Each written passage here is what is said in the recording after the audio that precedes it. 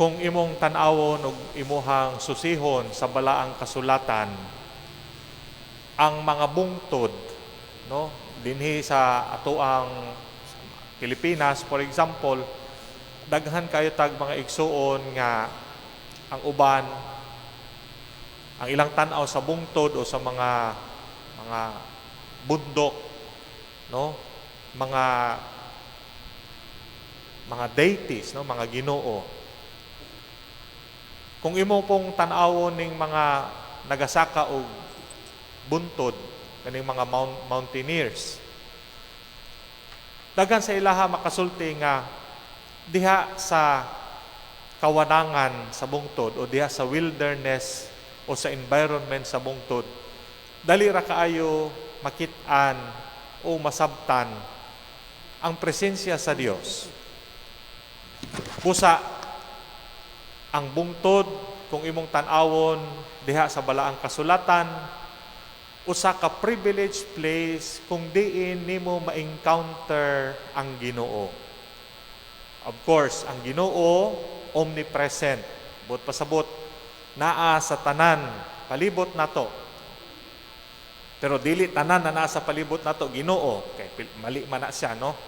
Ang Ginoo naa sa tong palibot, sa tanan natong palibot, pero dili na Ginoo ang nakapalibot sa ato. Kung tanawon nimo sa utang pagbasa, si Abraham ning saka sa bungtod. Unya didto unta iyahang i-offer ang iyahang anak, pero kay gistorya siya sa Ginoo. Kay Moises didto pod sa bungtod, Mount Sinai, gihatag sa iyaha ang napulo kabalaang sugo sa Dios. Bungtod.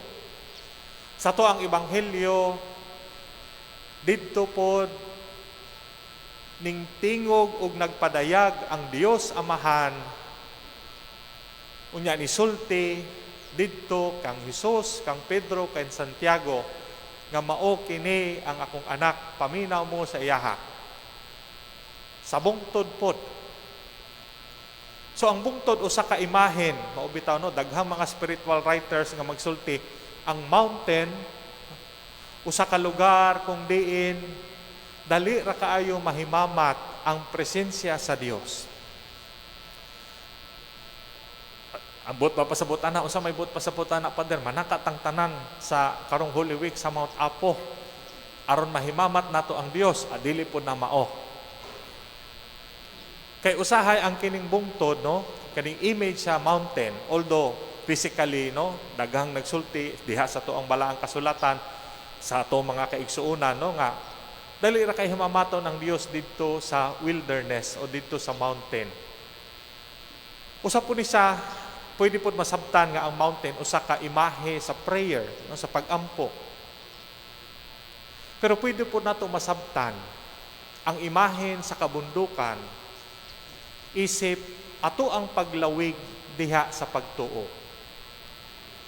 Tun-an nato karon og ato ang kat-unan ang tudlo sa ebanghelyo dinhi sa transfiguration ni Jesus Christ. Ning saka sila sa bungtod, si Jesus, kauban si Pedro, si Santiago ug si Juan. Unya atong naa na sila dito sa summit sa bungtod, nakita nila nga si Jesus nakigistorya kang Moises ug kang Elias. Moto niingon si Pedro, Ginoo, magtukod kog tulo ka tulda, tulo ka tent. Usa para sa imuha, usa para kay Moises, ug usa para kay Elias. Nasulti ni Pedro tungod kay nindot didto sa bungtod. Nasulti ni Pedro tungod kay didto nakaplagan ni Pedro ang usa ka talagsaong panan-awon.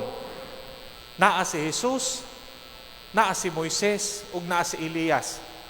Hinumdumi mga igsuon nga si Elias ug si Moises wala na ni sila sa panahon ni Jesus. But pasabot, mura bitaw og nagpakita dito si Moises ug si Elias kauban si Jesus. Moto ingon ni Pedro, Diri na lang ta mamuyo. Magtukod ko puy-anan ni Jesus para imuha, para kang Moises o para kang Elias. Diri na lang ta magpundo. Dinhi sa kanibitang tuktok sa mountain. Kay nindot kaayo diri. Diri lang ta. Pero ato pong masabtan ug ato pong nadunggan nga pagkahuman sa ilahang vision o paghuman nga nakit-an nila, no? Si Jesus, si Elias ug si Moises, paghuman nila nga nadunggan nga niingon ang Ginoo, mao kini ang akong anak, paminaw kamo kaniya. Paghuman nga nisulti si Jesus, no? Nga moabot ang panahon nga siya mabanhaw gikan sa kamatayon. Niingon ang ato ang kasulatan, unya naglugsong sila sa bukid. But pasabot, ning naog sila. Inungana po ang ato ang kinabuhi, isip mga Kristohanon. Ang atong kinabuhi din sa yuta, it seems nga murabita og patungas. Tungas dito sa bungtod. Kapoy. Paninghuton kag taman. Usahay makahilak ka sa kakapoy, sa kainit, sa kauhaw, sa kagutom. Pero pag abot nimo dito sa tunga, dito sa taas, naay dakong premyo nga nagulat sa imuha. Kinsa man nimo makaplagan dito, walay lain kung dili ang atong Ginoo nga si Jesus. Dinhi sa atong kinabuhi sa yuta, murag ana po dato ang trajectory. Murag pud tagpasaka, padulong og langit. Pero sa wa pa ta kaabot og langit, muagi gyud tagdaghan kaayong mga kalisod. Daghan kaayong mga paningkamot ang atong himuon. Kalisod sa kinabuhi, kalisod sa pagsunod sa pagtulon-an ni Kristo, kalisod sa kanunay pagsunod sa kabubuton sa Dios diha sa tong tagsa-tagsang kinabuhi. Pero padayon lang og saka. Kay diha sa tumoy anang bungtod, nagulat man ang atong Ginoo. Unya nagpaabot pod, no? Ang ato ang kaugmaon sama sa nahitabo kang Jesus Christ, sama sa transfiguration. If ato ang masurvive kining travel pagsaka sa bungtod sa tong kinabuhi, maka tagamtampod ta og presyo o ganti sama sa transfiguration ni Jesus Christ. Mabitaw na nga kung sa English pa ni mura bitaw ang kining transfiguration o kinibitaw murag misidlak ang nawong ni Jesus, ning glow ang iyahang dagway. Kisa naman magsigita og daghan man jud sa ato, no, nga naning kamot nga mo glow ang ilahang dagway. Mo na masing unsa atong ipampahid sa ato ang nawong. Magpahid og kining astringent, maggamit og papaya, maggamit og kojic, magnusnos og kining masking unsa kay para muhawyag og muglow ang nawong. Pero kabalo mo unsay pinakamaayong pamaagi para muglow ang inyong dagway? Unsa man? Ang pagsunod kang Kristo. Ang pagpaningkamot sa pagsunod sa kabubuton sa Dios diha sa tong tagsa-tagsang kinabuhi. Saan ang pamaagi kita pud tanan mahimutang transfigured ug transformed. Pinaagi ni ana ang ato ang nawong normally, no, sa walay paggamit sa science, mo glow. Unya ang kanang glow na gamit naman po na sa isa ka commercial, the glow that comes from within. So nindot kaayo nga patalan-awon, no, nga kanabitaw maningkamot ta o pagsaka sa bungtod sa kinabuhi. Taliwala sa iyang kalisod, taliwala sa iyang challenges. Kay kabaluta sa ganti nga nagpaabot didto. Usa ka pamaagi sa pagsabot sa atong ebanghelyo karong adlaw. Ug usa pa ka butang. Kining punto sa ebanghelyo nga nisulti, unya naglugsong sila sa bukid.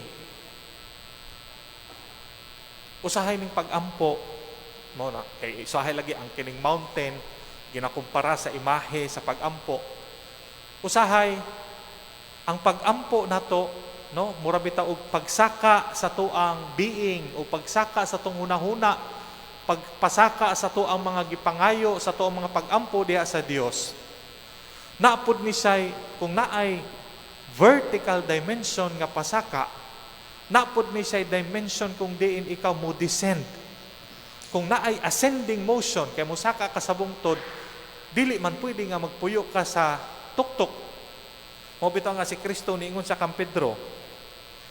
Niingon si Pedro, magtutudlo maayo nga ania kita dinhi, maghimo kami og tulo ka payag.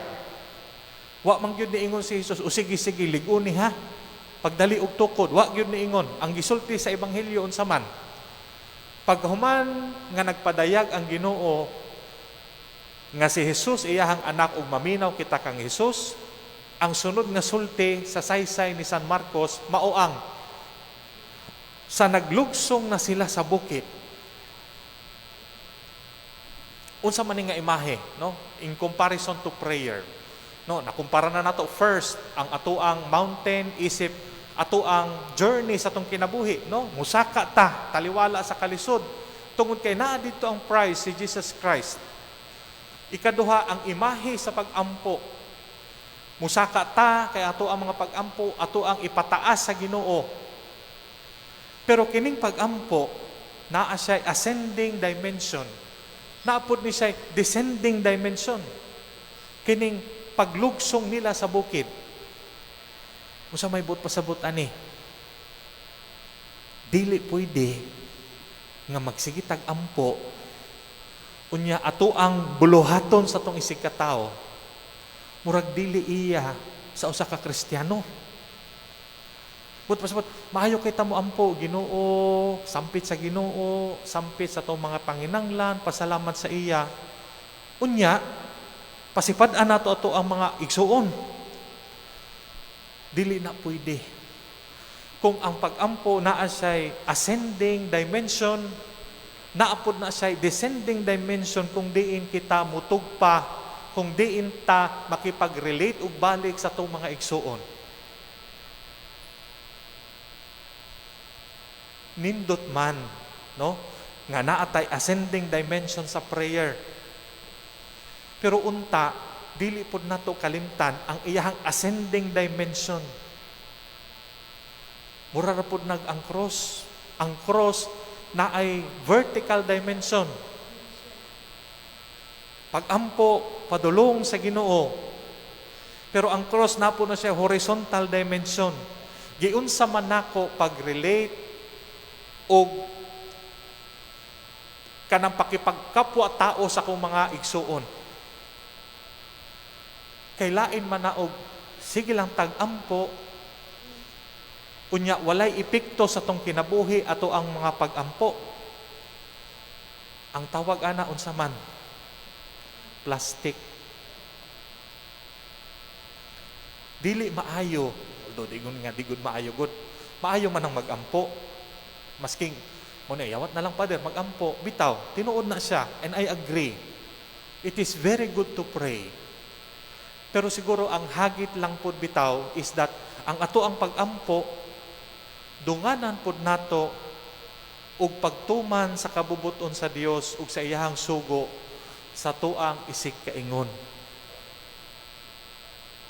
Kaya mo nang usahay bitaw makuanan ta ba kana bitaw dili man po natin tinuod siguro no generally pero usahay na agi makasaway sa ato. Moingon sila nga magsigi og simba pero ang batasan dili makaon. Mura magwalay epekto ang ato ang pag-ampo. Mura magwalay epekto ang ato ang pagsimba. Kay pag humanog simba, magchismis gihapon. Pag humanog simba, manlibak gihapon. Pag humanog simba, manikas gihapon. Ang binuang ligi nila kay manikas niya. Ang iyang giampo pa untag dili ko masakpan Ginoo oy. Na mao na nagidamay. Damay pa ang Ginoo hinuon. So hinaot pa unta no, kawaresma man karon, panahon sa pagpamalandong, panahon sa pagsakripisyo, Panahon sa pagbuhat ug mga maayong butang sa itong mga igsuon, panahon sa pagampo.